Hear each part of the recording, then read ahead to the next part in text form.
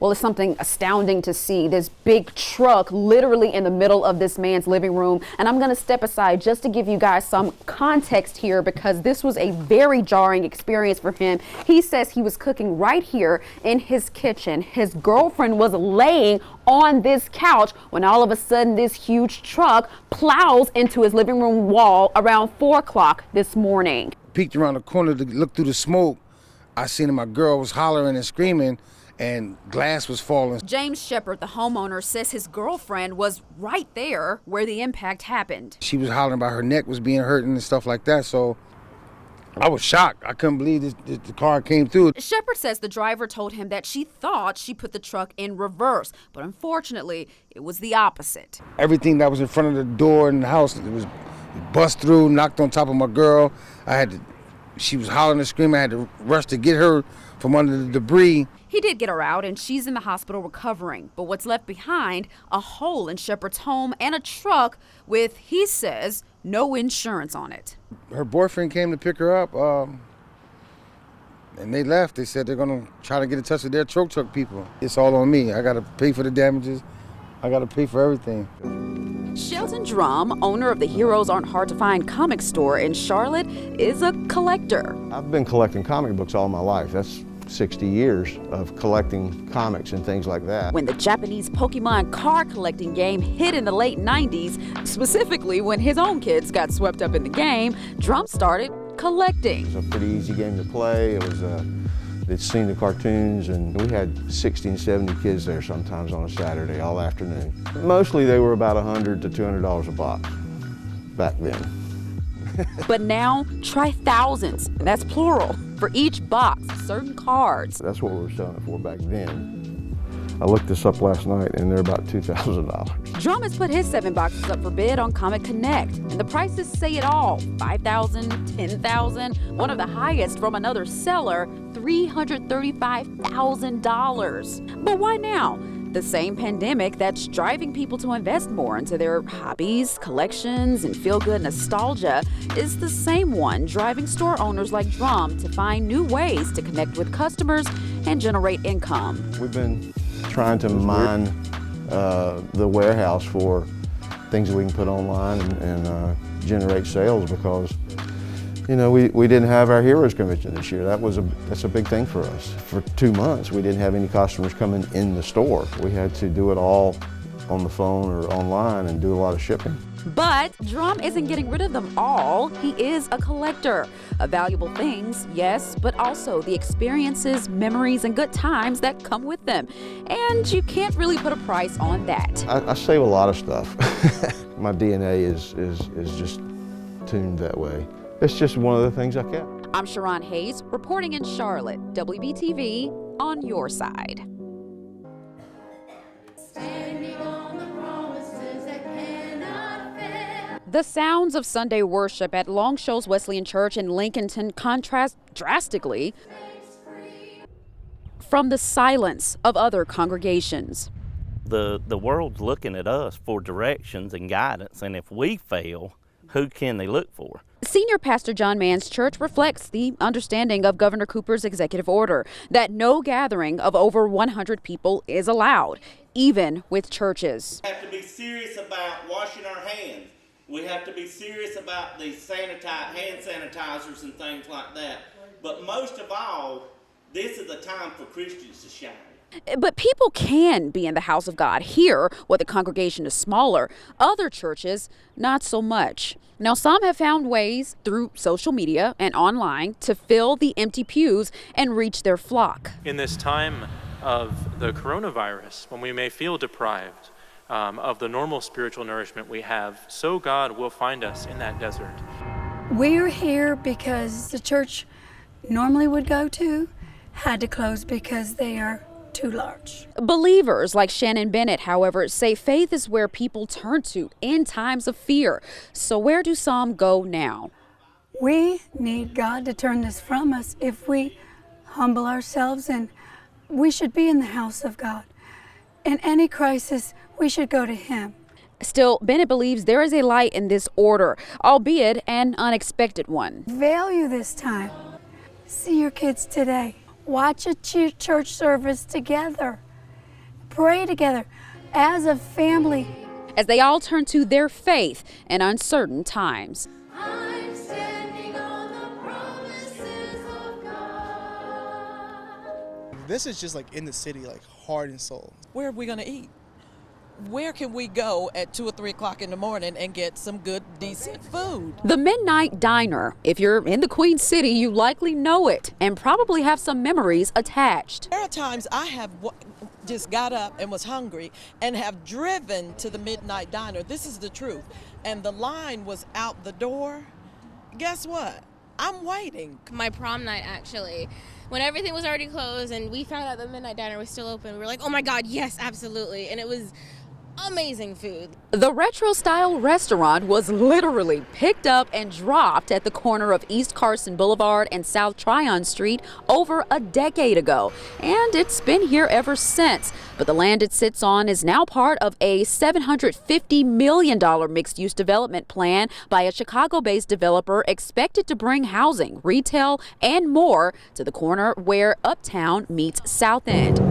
And it includes the intersection where the diner sits, along with East Moorhead Street and Moorhead Square Drive. In a press release by developers, Brian Dominic, who has owned the property since 1995, said that he'd be relocating the diner to an undisclosed nearby spot. What's the point of moving? I mean, I think they should keep it. If they move location, it kind of moves the nostalgia and history too. I mean, we're just so used to it being here. It would be so different for it to be almost like anywhere. it's a staple for it to be here. Like coming down this street, it's like, oh, I know the Midnight Diner. Yeah. As Charlotte continues to shift and change, one thing people say should stick around are the timeless places that they feel gives the Queen City its unique flair. Places like the Midnight Diner. The city is growing.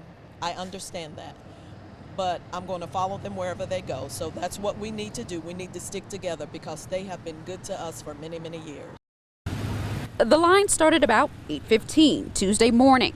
Within minutes, though, it was this. I thought I would come about 8:45. I would be about the first one, but I'm not. I'm out of food. I mean, it's rough. I'm retired, and I'm on Social Security, and I just don't have enough to get by. These two women are among an expected 1,000, at least, to show up and grab groceries here in Monroe, thanks to the Common Heart Mobile Food Pantry. There clearly is need here, and the reasons are abundant. Now, I'm here today to get some grocery because I'm a senior citizen. I don't get out much at this time, and school is out, and children need food. With all this, I have family that, stay with me, and they're out of work too, so, trying to support more people in the family. Common Heart partnered with Second Harvest Food Bank, who supplied most of the fresh groceries, and the Friendship Missionary Baptist Church, who supplied most of the hardworking volunteers. They say the number of families they serve is up about 20 to 25% and growing. Seems like every time we're serving, about half of those families are brand new to us. They've never had to ask for, receive food before. They've never had to come to a food pantry before. It's a new process for some, but one they say they're thankful for. So maybe what they have today will be a blessing to us that what I cannot get. Lane 2, 35, lane 2, 35. Car after car brought to a full stop by Mecklenburg County deputies staged outside of Northwest School of the Arts. I can pick up cars 1,000 feet away, so as they come into the school zone, and once they hit the zone, I actually target the car, and once I identify the vehicle, I call it out whatever lane it's in. The cars that are staged a block or so away, they actually go out the car. We had drivers with no insurance. We had drivers that no operator's license. The main objective is just to try to get these drivers to slow down. Outside of Northwest, deputies made 25 stops in just about 45 minutes, all but a few due to drivers going too fast. It's a trend they say they're seeing outside of several school zones in the county with serious consequences. We have hundreds and hundreds of kids that are hit or even killed in school zones. I mean, the speed limit is 25, slow down. I mean, I understand you need to get to work, but give yourself a little bit more time. If you're running late, I'd rather for you to be late than to hurt and kill someone out here. The sheriff's office has conducted about 5 of these operations so far, including at South Mecklenburg High School and Long Creek Elementary. Of the 117 stops, 98 drivers left with speeding tickets, and deputies say even a few bus drivers have broken the law. The 2 times that the buses were speeding, we didn't have a vehicle that was staged by that could pull that bus over. It's a school zone. You operate a school bus. You need to be following the rules as well as everyone else. In the end, deputies say their focus is on making sure everybody gets to where they need to, slowly but surely. We may be anywhere, so just look out for speeders, watch out for the kids. The sweet sound of learning something new. Okay, so the undertones of progress can sound pretty interesting, but break things down, you can hear the sweetest notes of dedication. I play the clarinet. I like the clarinet because, it starts easy, which I like, and then it starts getting harder. Music is also helpful for you, so you can kind of relax or enjoy. What do I have to do to get the higher number? But really wanted to bring back the band program because we had these instruments that were provided for the students for free, and they love to play. At a time when many band programs are struggling, Joseph Giorgenti, the music instructor at Walter Bickett Elementary, found a way to make it accessible for every student. And if they were interested in joining band, they're giving up 2 days of their recess time to be with me. It's important for the students at this age to have the opportunity to try as many different things as they can. I love seeing their face the first time they get a sound out.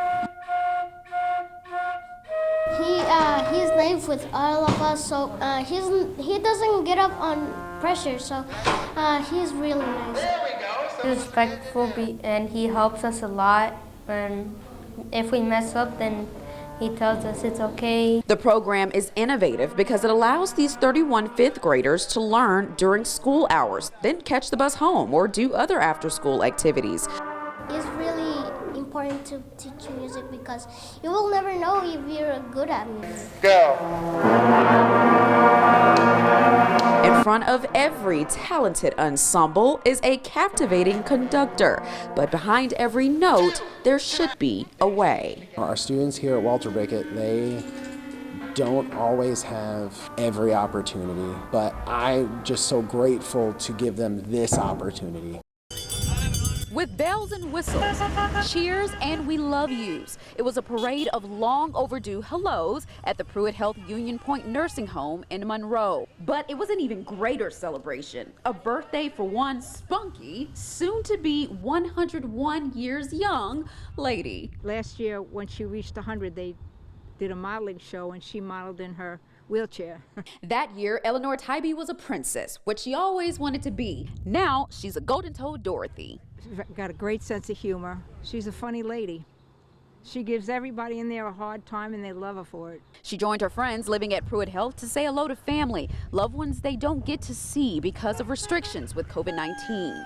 But the healthcare heroes working there have kept their seniors in pretty good shape. Happy she's here. This is one of the better ones you could find. Yeah, we're very happy that they did this. And these workers, also thanked in Friday's parade, made sure the residents were shaded, had water, and could see and hear their loved ones pass by. Birthday! Including one woman who's now lived through a whole lot more than COVID-19.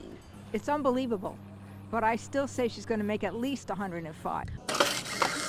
The game plan's usually healthy and cheap, but is there an easy way to navigate the grocery shopping when you have to go easy on the dough? If we go into the grocery store without having a plan, we're just going to start buying things that, oh, that sounds good, oh, that sounds good. Dietitian Andrea Hyatt with Novant Health Bariatrics says know what's in your pantry and plan. That's key. Take stock of what you have in there so that this way you know not to over-purchase something. Also, when you feel your cart leading you to those cookies, get out of there. Because we don't want to really spend too much time in that inside of the grocery store. That's where things are going to get out of hand. can, the cookies, the chips. The best thing to do is to stick with the perimeters. Protein is key and focus on the sales. Meat can be saved, and healthier fish like salmon and crab meat are usually cheaper. Bulk is also very important too. So when that chicken or that fish is on sale, buy a bunch of it and then freeze it. Next, veggies and fruit. The more in season, the more affordable. We're in spring, so strawberries and pineapple, carrots and potatoes. Back in the aisles, again, focus. Low price, low salt beans and legumes, no sugar added fruits, and long lasting brown rice. Now, many of us are trying to do the right things and checking our nutrition labels, making sure it's good for us, but we stop short of paying attention to the most important thing, the serving size, usually located right near the top. Take a look and compare the serving size to the facts to manage your portions, which can add dollars and calories. So if you take cereal, for example, we're just pouring our cereal into a bowl, but actually the serving size might be a half of a cup to 3/4 of a cup. So we've got it from here to here with as little money and heartburn as possible. And don't worry, you don't have to cut all the corners to do it. My granddaughter was screaming and yelling that Sire had got shot. He had got shot. But everybody was screaming and doing so much. I was very nervous and trying to dial 911. All of this just moments after shooters fired over 80 rounds of bullets towards the family's home just before midnight on Monday. Home security footage from a neighbor across the street captured the terrifying moments. My grandson was in there, was holding him, and then he said, "Grandma, I think he gone," and I didn't want to believe it. 3-year-old Asaya Figueroa was taken to the hospital, but he didn't make it. And I wouldn't tell my granddaughter that because she was already very upset. What's left behind? A heartbroken family, bullet holes in the home and car, and investigators who say they are tired of seeing lives taken because of violence. This is a situation where we have a very young, innocent child who has been taken from the community due to the actions of some individuals who clearly have demonstrated complete disregard for the welfare of their fellow human being. Now, all the family can do is wait for answers and justice. I hope the ones, if they know anything about this, I wish they would just let the police know so they can be arrested and be charged for this, because this have to stop. It just have to stop. All these young people, if they beefing with one another, they just have to stop. The more Charlotte grows, the more attractive it seems to get. The Charlotte metro area as a whole is one of the fastest growing metro areas in the United States. The U.S. Census Bureau recently showed the Queen City as the 16th largest city in the country. But there's a catch. Growth is happening in the center of the metro in Mecklenburg County. It's happening even faster at the edges because as people pour in, developers are turning former fields into housing. A Charlotte Business Journal study shows the top-selling neighborhoods are in places like Indianland and Waxhaw. In fact, of the top 10 with the most closings, only 3 are actually in Charlotte. It's getting increasingly hard to find an affordable, and I don't mean public housing, I mean housing for teachers, service workers, nurses. We're fortunate we got into Plaza Midwood before it became Plaza Midwood, so once my parents, they want to move here and they look around, they realize the cost of living here versus what you can get in Indianland. That's what they chose, what they could afford. And speaking of historical neighborhoods, we wanted to know why classic Charlotte neighborhoods like Plaza Midwood or here, Myers Park, are not making these lists. Well, researchers say it's not because they're not growing, but because there's only so much property and space available in them. And with more buyers and fewer houses to sell, some people are just wanting to avoid the rat race. People tend to navigate towards more rural living with an urban benefit. Then you can get definitely more bang for your buck. You can get more land. You hear a lot of, I don't want my neighbor, her yard to be in my yard. Robin Tyus, a broker who's worked in the area for over a decade, says lower taxes and school systems are big drivers, and families are willing to take the extra 20 to 40 minutes in commuting to get those. If you want entertainment or if you want other restaurants outside of your little town, you can get to Uptown very easily. So you still have access to those things, but you're in a tight-knit community where people really work together and really live and grow together. Mina Pratt is the head distiller at Unknown Brewing, and she knows there's a spirit behind a sip. Understanding when they come sit at a bar, what they're looking for. And maybe it's just not to get a buzz, it's for connection. It's to relieve some stress. It's to get rid of a bloat from a big meal. Originally an herbalist, Mina started using those skills in her bartending. Like many others, she lost her job due to COVID, but Unknown hired her last April as they pivoted to make hand sanitizer for first responders. By doing hand sanitizer first, that helped build some confidence with me because I wasn't worried about people ingesting it. So there was no pressure not to poison anybody. I started wondering what would be the possibility of getting to manipulate the flavors and the herbal actions in the actual bottle instead of like in the cocktail.